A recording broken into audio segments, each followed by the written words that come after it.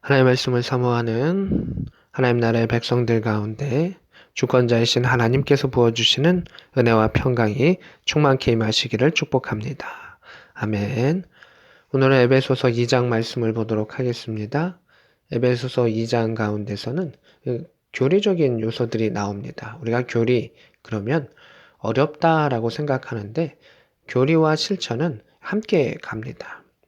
예를 들면 이론이 있고 또 실제 행하는 것이 있듯이 우리가 어떻게 신앙생활을 해야 되는가라고 하는 것을 가르쳐주는 그러한 기틀이 교리다라고 하는 것입니다. 그래서 2장 가운데서는 그 교리의 요소가 나타납니다.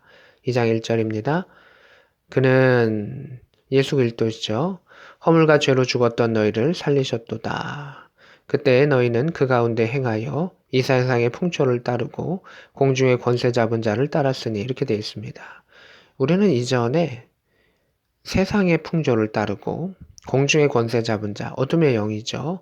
악한 영을 따르는 그러한 존재에 불과했었다라고 말하고 있습니다. 3절에 전에는 우리도 다 그 가운데서 우리 육체의 욕심을 따라 지냈다.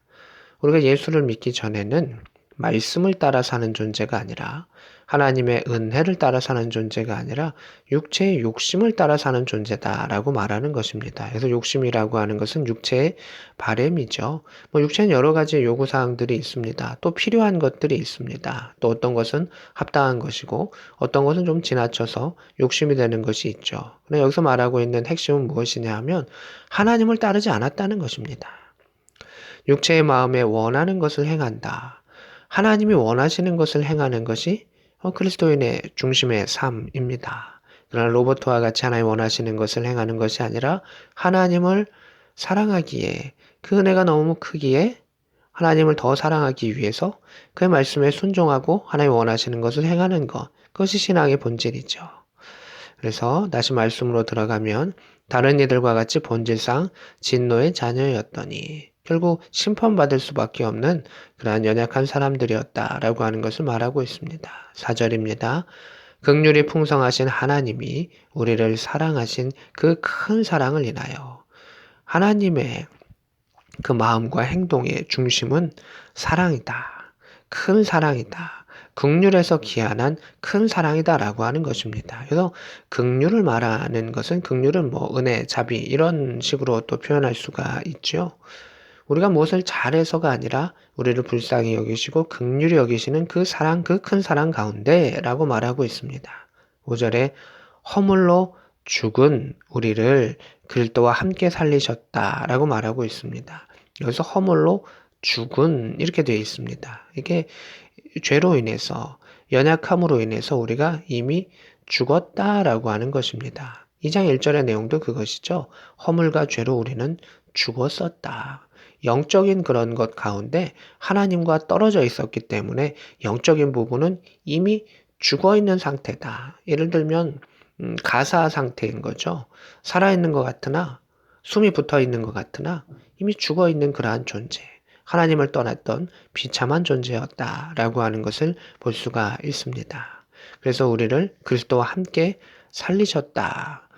너희는 은혜로 구원을 받은 것이라 라고 말하고 3절에 또 함께 일으키사 그리스도 예수 안에서 함께 하늘에 앉히시니 이렇게 되어 있습니다. 그래서 반복되는 게 무엇이죠? 함께라고 하는 단어가 나옵니다. 어디에 붙어 있을까요? 그리스도와 함께 살리셨고 또 그리스도와 함께 일으키셨고 또 예수 안에서 함께 하늘에 앉으셨다 이렇게 말하고 있습니다. 예수님은 부활하셨습니다. 하나님께서 살리셨죠. 또 예수님은 어떻게 되셨습니까? 승천하셨습니다. 일으키사라고 볼 수 있죠. 그다음 예수님은 어떻게 하셨죠? 지금 어디에 계시죠? 하나님 보좌 우편에 앉으시죠. 그래서 하늘에 앉으셨습니다. 근데 이것을 동일하게 우리에게 맞춰주시는 것을 보게 됩니다. 예수 그리스도가 부활하셨고 승천하셨고 하나님 우편에 계시는데 우리에게도 이러한 은혜를 허락하신다는 것입니다. 근데 여기가 우리가 좀 해석하기 어려운 것이 있는데 함께 살리셨고 이렇게 되어 있습니다. 이게 시제로 보면은 우리 한글이나 영어 성경에는 과거형으로 이렇게 해석할 수밖에 없습니다. 근데 이 헬라어에는 영어에도 없고 또 한국어에는 아예 흔적조차 없는 또 다른 시제가 있는데 부정과거형이라고 하는 시제로 쓰여집니다. 살리셨고 일으키사 앉히셨다. 과거형으로 해석할 수밖에는 없었는데 실제 우리가 함께 살았습니까? 영적으로는 살았습니다. 일으키셨습니다. 우리가 승천했습니까? 승천하지는 않았습니다. 하나님 우편에 우리가 있습니까? 영적으로 하나님과 함께하기 때문에 그렇다고도 생각할 수 있고 아니다고도 할 수 있습니다. 근데 바울은 그렇다라고 이야기합니다. 이 부정과거형은 무엇이냐 하면 과거에 하나님께서 그렇게 결정하셨다는 겁니다. 그렇게 결정하셨기 때문에 그것은 미래에 어떻게 된다? 이루어진다라고 하는 확증이 있는 것이 이 부정 과거형의 특징인 것을 보게 됩니다. 그래서 우리는 하나님께서 그렇게 우리에게 주신다라고 과거에 약속하셨기 때문에 우리는 그것을 될 줄로 믿고 그것은 현재 우리에게 이루어져 있는 일이다라는 것으로 받아들인다는 것입니다. 그런 신학적인 깊은 의미를 가지고 있습니다. 7절에 이는 그리스도 예수 안에서 우리에게 자비하심으로써 여기서도 자비가 나오죠. 4절에는 긍휼, 여기는 이제 자비라고 하는 그 단어가 나오고 있습니다. 자비하심으로써 그 은혜의 지극히 풍성함을 오는 여러 세대에 나타내려 합니다. 하나님께서 예수 그리스도를 통해서 그 사건을 나타내심으로 말미암아 그 초대교회에 있었던 성도들 가운데 부활과 또한 승천과 하나님 나라를 누림을 약속하여 주셨고 그 약속의 일들로 말미암아 다음 세대인 우리들이죠. 우리들도 하나님의 사랑이 얼마나 큰가 또 그것이 우리에게도 임할 것이다 라고 하는 것을 느끼게 해준다 라고 하는 것을 볼 수가 있습니다. 8절에 너희는 그 은혜에 의하여 믿음으로 말미암아 구원을 받았으니 약간 로마서하고 색깔이 비슷하게 나타나죠. 8절에 은혜로 인하여 믿음으로 말미암아 우리는 구원받은 것이다. 전적으로 하나님께서 우리를 사랑하셔서 긍휼력이 있어서 우리에게 주신 것이라. 그래서 이것을 너희에게 난 것이 아니요 하나님의 무엇이다? 선물이다 라고 말하고 있습니다.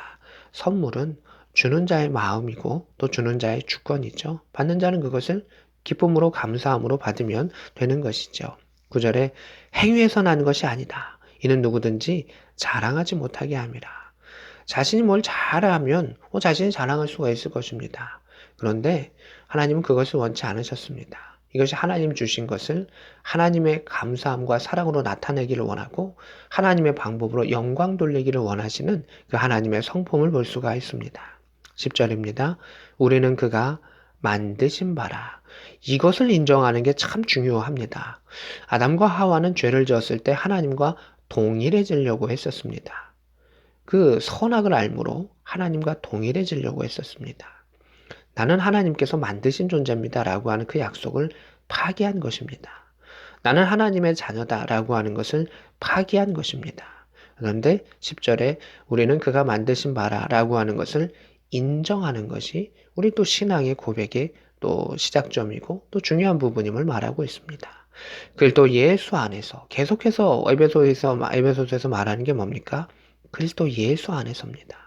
예수를 떠나서는 그 어떠한 것도 설명할 수 없음을 이야기합니다. 그리고 예수 안에서 선한 일을 위하여 지으심을 받은 자니 이게 또 의미가 있죠. 선한 일을 위하여 지으심을 받은 자니 에베소서 1장 18절에 보면 그것은 우리가 성령을 받고 마음의 눈이 밝아지면 부르심의 소망이 무엇인지를 안다라고 이야기했는데 이겁니다. 부르심의 소망은 선한 일을 위하여 지으심을 우리가 받은 존재다라고 하는 것을 깨닫는 것입니다. 내가 하나님 만드신 존재로 내가 하나님의 자녀로서 어떻게 살아야 되는가, 무엇을 행해야 되는가, 그 부르심의 소망을 우리가 알게 된다. 선한 일을 위하여 우리가 지으심을 받은 것이다. 또 우리가 각자 교회를 섬기는데 선교적 교회인 군대 교회에 있는 자들은 선교를 위해서, 군선교를 위해서 우리는 쓰임을 받고 있습니다. 또한 일반 세상에 있는 또 전도하는 교회들이 있습니다. 그것은 또한 자신의 교회들 가운데 복음을 전하는 그 역할도 또 감당하는 그 역할들을 감당합니다. 우리는 어떠한 일을 위하여 지음받았는가? 내가 하나님께서 만드신 존재라고 하는 것을 인정할 수 있을 때 또 사명도 깨닫게 되고 그 사명 가운데 합당한 일을 행하면서 나아가는 것입니다. 그래서 바울이 강조한 겁니다. 사람의 행동, 자신의 마음에서 나오는 행동이 중요한 것이 아니라 하나님의 은혜를 아는 가운데 자신을 자각하고 그리고 하나님께서 주셨던 그러한 부르심의 소망대로 살아야 한다라고 말하고 있습니다. 다시 말씀으로 들어갑니다. 이 일은 하나님이 전에 예비하신 것이라. 갑자기 말씀하신 것이 아니라 창세 때부터 오늘까지 하나님 계획하신 것이고 예수 그리스도의 십자가 사건도 그러하다. 우리로 그 가운데 행하게 하려 하심이라. 하나님의 계획 가운데 예수 안에서 행하게 하려 하심이라. 이렇게 되어 있습니다. 그래서 우리가 신앙생활하는데 중요한 것은 하나님의 사랑을 깨닫는 것입니다.